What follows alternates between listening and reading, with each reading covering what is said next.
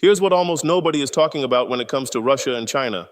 And honestly, it might be the most important geopolitical story of our lifetime. Because beneath the surface of this so-called friendship, something deeply calculated is happening. China isn't standing by Russia's side. China is feeding on it.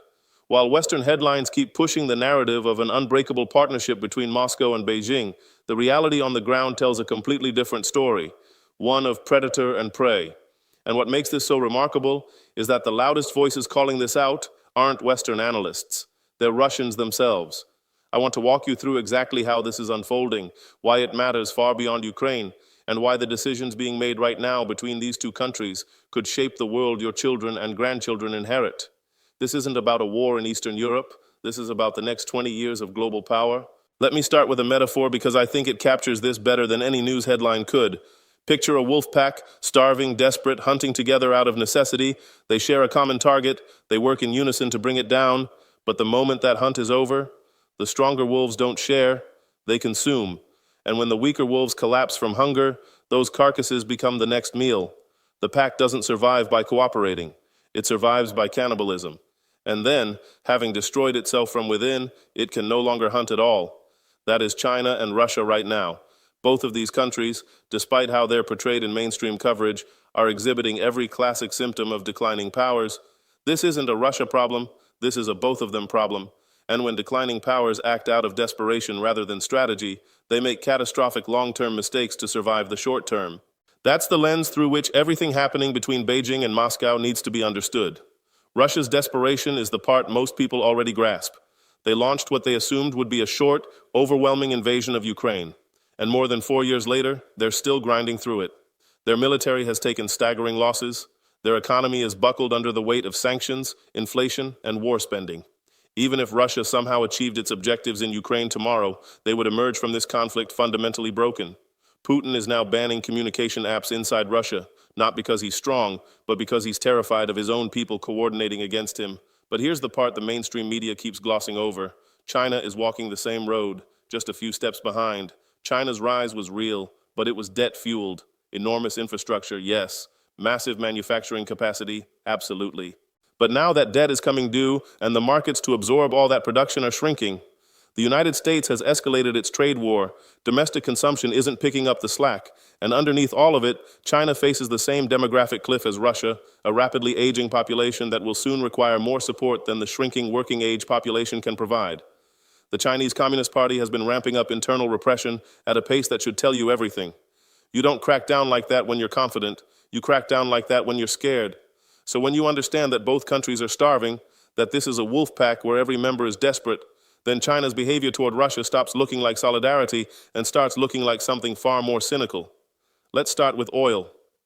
Early in the Ukraine war, Western outlets celebrated the fact that China stepped in to buy Russian oil when Europe and others walked away. See, they said, China is keeping Russia afloat. What they failed to emphasize was that China was demanding discounts of up to 50% or more. Russia wasn't profiting. Russia was barely covering its costs. China was essentially getting heavily subsidized energy from a country it was supposedly allied with. That's not friendship. That's exploitation dressed in diplomatic language. Then there are the pipeline negotiations. Russia desperately wants to build new pipelines through Siberia to redirect energy flows toward China, since their European markets have largely collapsed. And in those negotiations, China has been, to put it plainly, ruthless. Beijing has demanded that any new natural gas delivered through these pipelines be priced at the same subsidized rate that Russian domestic consumers pay. Think about what that means. China wants to be treated as if its citizens are Russian citizens, paying the lowest possible price, while Russia sees almost none of the profit needed to fund its war machine or rebuild its economy. Now look at microchips. China has been supplying Russia with components used in drones and missiles, and a lot of people see that and say, end of discussion. China wants Russia to win. But slow down, because there's a far more disturbing possibility hiding in plain sight. China isn't providing Russia with the kind of decisive, overwhelming military support that would actually end the war quickly. Instead, it's providing a steady drip, just enough to keep Russia in the fight, just enough to prevent total collapse, but not enough to produce a decisive victory.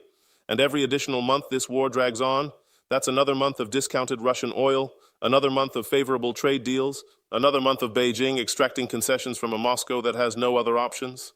The war continuing benefits China. Let that sink in. And then there's gold. Russia's economy is deteriorating fast, and one of its few escape valves is selling gold reserves. But Russian gold is sanctioned, meaning the only major buyer willing to touch it is China, at a steep discount, of course. And here's the kicker. China is paying in yuan, not dollars, not euros, yuan, which means that money is only really useful for purchasing Chinese goods and services.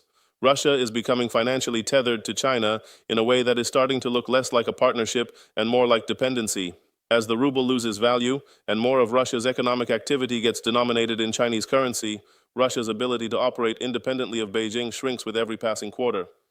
China has excess industrial capacity, a structural problem it's been struggling with for years.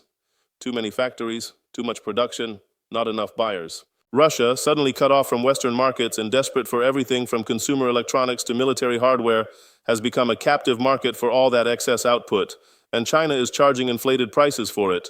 So while Russia spends Chinese yuan on overpriced Chinese goods, China spends that same yuan on underpriced Russian gold, oil, and natural gas. It's an almost perfectly asymmetric arrangement, and only one side designed it that way. What's remarkable is that this isn't a secret inside Russia. Russians have a word for this fear. They've had it since the Soviet era. The anxiety that once Russia is weakened, China will move in, economically, culturally, eventually physically. In the 1990s, as the Soviet Union collapsed, Russians openly discussed what they called the yellow peril, the fear that China would fill the vacuum. That fear, once considered paranoid or nationalist, is now being voiced on Russian state television by people whose entire careers were built on promoting the Kremlin's preferred narrative. These aren't dissidents. These are Kremlin mouthpieces, and even they are alarmed. What we are watching, in real time, is a country selling its future for immediate survival.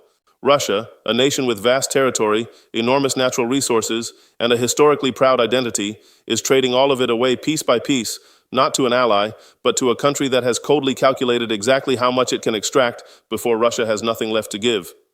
Like the biblical story of Esau, who surrendered his entire inheritance for a single meal because he was hungry right now, Russia is making the same transaction.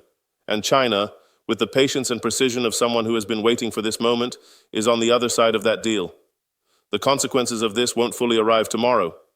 But in 10 years, in 20 years, when we look back at this period, I believe we'll recognize it as the moment Russia ceased to be a truly independent power and became something closer to a vassal state of China, not through military conquest, not through ideology, but through debt, dependency, and desperation, one discounted barrel of oil at a time.